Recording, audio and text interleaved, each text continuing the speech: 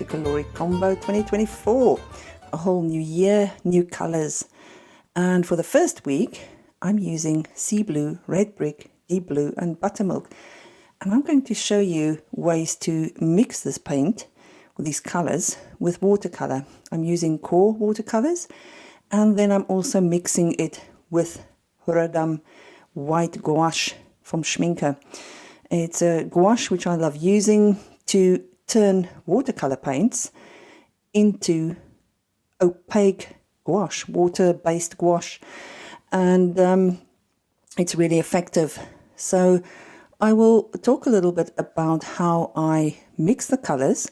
You can of course mix a color in very different ways and with different paints, and with Coloricombo you don't need to use paint, you can use in absolutely any medium you like.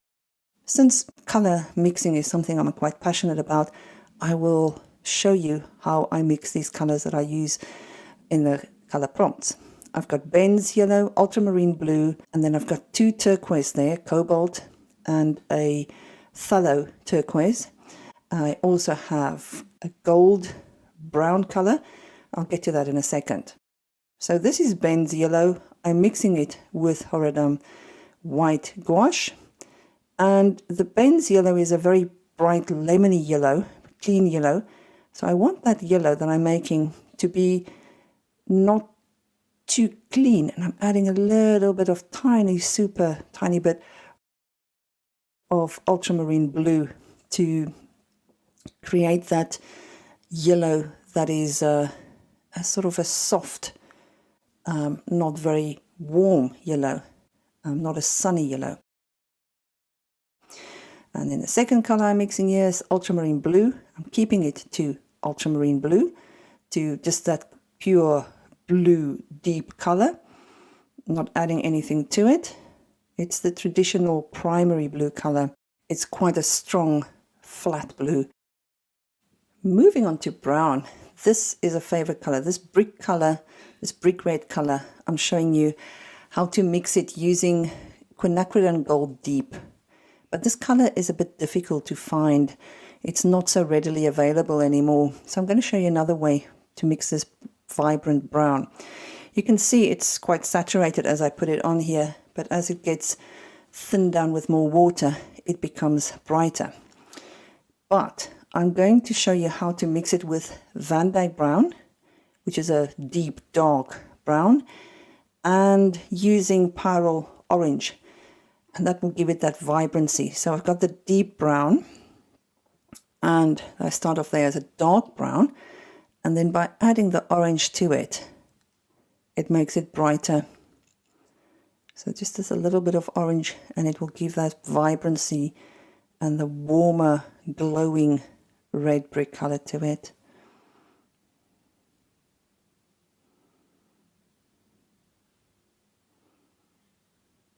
So that orange picks up and makes the brown much less dense and takes away the darkness from it. Okay, how to mix this sea green blue color? I'm using cobalt teal in the first example. Cobalt teal is an expensive watercolor. It's a beautiful mineral. It's a beautiful pigment, but I'm going to show you another alternative. So cobalt teal can be made warmer by using that same quinacridone brown gold color, deep gold color, to break the deep blue color that you see and turn it into something a bit warmer, but it's still quite a pure blue color. So instead, I'm showing you to use phthalo turquoise. It's a very, very strong pigment. Phthalo blue as a pigment, if any one of you have done my classes, you'll know it's a really strong blue. It's a very powerful color. It just takes over, and you can see how strong this turquoise color is that I get from it. So I mix the white gouache into it. You can just see how incredibly dark it is put down there. I'm adding a little bit of white gouache, a tint of yellow in it, and I get a much warmer blue. If I wanted to cool that down, I can add a bit of the ultramarine. But between the turquoise and the white gouache, I get the color that I'm looking for. A bit of ultramarine added there, and it just cools it down, just takes the greenness, takes some of the green out. And that's part of the idea of Coloricombo, to mix color and to discover what you get. And by keeping it to very small quantities of color, you will focus on those, and that's enough. And that's like a little weekly exercise to then create from. Now, of course, you can add other colors. You can add a deeper, darker color, which I don't need here. And you can add a light neutral color, such as a gray, soft green, sage. As long as it's a color that's perceived as quite neutral, that makes sense in this color exercise. But the colors, this red brick, the light turquoise color, the deep blue, and then this yellow, light yellow, works beautifully together, and it's you can create a lot with just those colors. So I'm using a house shape. January's theme is house, so I'm creating an artwork that basically consists of what looks like lots of windows.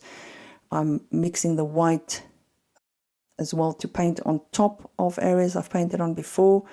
So I'm doing this in watercolor with a watercolor mix with core and gouache, and it gives me a lovely opaque, strong paint to work with. And I can then paint on top of this as well, add more details using the white gouache. I buy the Horadam gouache in larger quantity in a tube that lasts a long time. It goes very far, but it's a very fine pigment, and it's something I can really recommend for you to use and to add to your watercolor to create this opaque option. I'm so happy with this discovery. It's something that I discovered by painting and mixing and realizing that you get a really strong gouache by mixing the two, the watercolor and the gouache together. So I don't buy different gouache, I just buy a white gouache and mix the watercolor in with it. I'm using a ultra round brush from Silver Brush Limited. As you see, it's not a very small brush, but it has a very fine point, and I can get fine detail in this way. You can also use a dip pen. It's another favorite tool. I'm adding details, just playing with the house shape. My objective this year for myself is to incorporate the shape of a house in most of my weekly color studies. I'll see how much I stick to this, but that's the plan. It may be just a little doodle, maybe just a little color study. If I have the time, I'll do a bigger artwork. The objective, though, is to stick to the color mixing and see what I discover, see what I mix, see what other colors go with it, and what I can create with this color mix to carry on this journey of Coloricombo color prompts, and to use color as a catalyst. It's important not to overcomplicate it in order to carry on with a challenge like this. And as I said earlier on, you don't have to use paint. You can do it digitally. You can use yarn, stitching, embroidery, all kinds of different media can be incorporated for Coloricombo. And but to me, it is part of the joy is to mix color, and I hope to bring you lots of different color combinations and introduce artists to you that you may not be so familiar with throughout this year. Thank you for joining me. Have fun.